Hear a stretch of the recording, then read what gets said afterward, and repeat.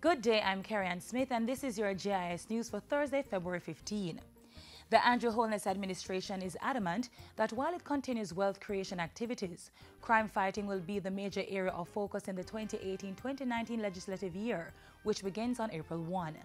This message was delivered by Governor General Sir Patrick Allen, who outlined government's policy agenda in the 2018-2019 throne speech.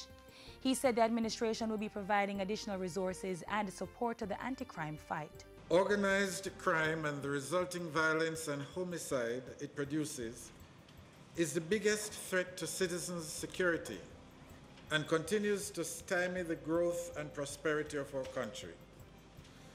Jamaicans are saying enough is enough. In support of this, 10 critical pieces of legislation will take priority this year.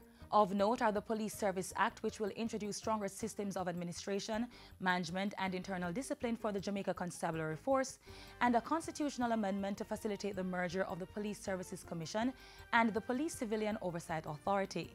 Legislation will also be pushed to crack down on the illicit manufacturing of and trafficking in firearms, allow for the taking of fingerprints from objects left in public spaces, and provide greater protection of witnesses.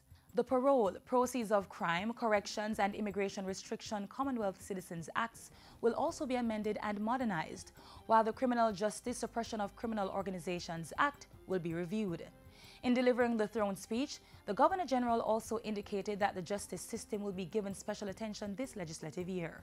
The administration's program will contribute to the achievement of a modernized justice system that Jamaicans deserve, starting with reducing the backlog of indictments and summary matters in the parish courts, improving the delivery of the justice services in 8 additional parishes through justice centers by 2019, and establishing the single anti-corruption agency.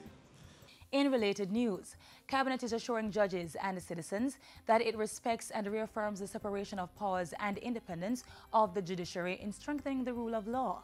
The statement is in response to a declaration issued by a group of judges who convened a summit of the judicial arm of government on Monday, February 12. Members of the judiciary have voiced objection at the appointment of an acting Chief Justice, which they argue could have negative implications for judicial independence. But in its response, the Office of the Prime Minister said it was never intended to have the recommended person act indefinitely, nor was there any intention on the part of the executive to supervise or direct the judicial branch. The statement goes further to say that the Prime Minister will recommend the appointment of the Chief Justice at an appropriate time and in short order. And while acknowledging the need for greater investment in the justice system, the executive is also asserting that judicial efficiency and accountability are likewise critical to the rule of law. Parliament has extended the zones of special operations in Mount Salem, St. James and Denham Town, Kingston by another 60 days.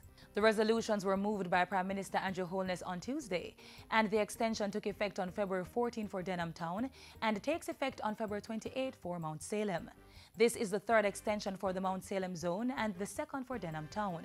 Mr. Holness says the additional time is necessary to allow for the intensified delivery of social services and infrastructure investment, which have already commenced. These efforts have already begun to yield important results and have largely been supported by the community. The Prime Minister also informed Parliament that there has been no reports of murder or gang-related serious crimes in either of the two communities since the implementation of the ZOSOs. Likewise, Mr. Speaker, there has been no report of abuse by any state actor.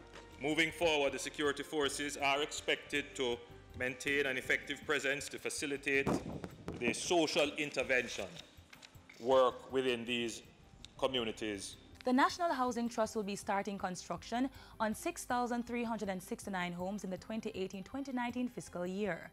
This too was revealed in the Governor General's throne speech this morning.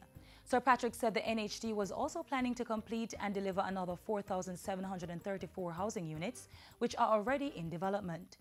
Through greater access to funding and the creation of more housing solutions to the market, the National Housing Trust will continue to make home ownership a reality for more Jamaicans in 2018-2019.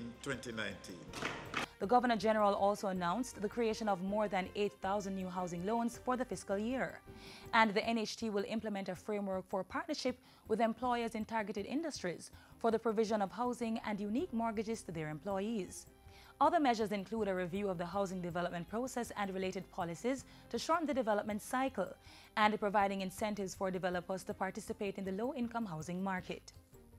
And finally, a contract has been signed to build 24 studio units and 4 two-bedroom units at a cost of $72.1 million in Denham Town, one of the oldest residential areas in West Kingston. The National Housing Trust is financing this project, while the Jamaica Social Investment Fund will deal with on-site and off-site infrastructural works. The work represents an initiative of the Ministry of Economic Growth and Job Creation. This government has placed great importance on the provision of affordable housing. It is a commitment of the Prime Minister and the entire Cabinet colleague. Just for the low-income workers as well as the young working professionals, it was well known that we have already indicated that Housing Trust was not providing any solution for nearly 60% of their contributors. We want to reverse that and turn it upside down. The housing solutions will be constructed on Metcalfe Street and Wellington Street, and the work will be carried out by SM Quality Construction Company. The inclusion of these housing stocks will go a far way, first of all, to lift the standard of the area, to improve the quality of life, and to extend a new lease on life to persons who want affordable housing in the area but finds it difficult in getting affordable housing solutions. And that's it for JIS News today. I'm Carrie Ann Smith. Thanks for watching.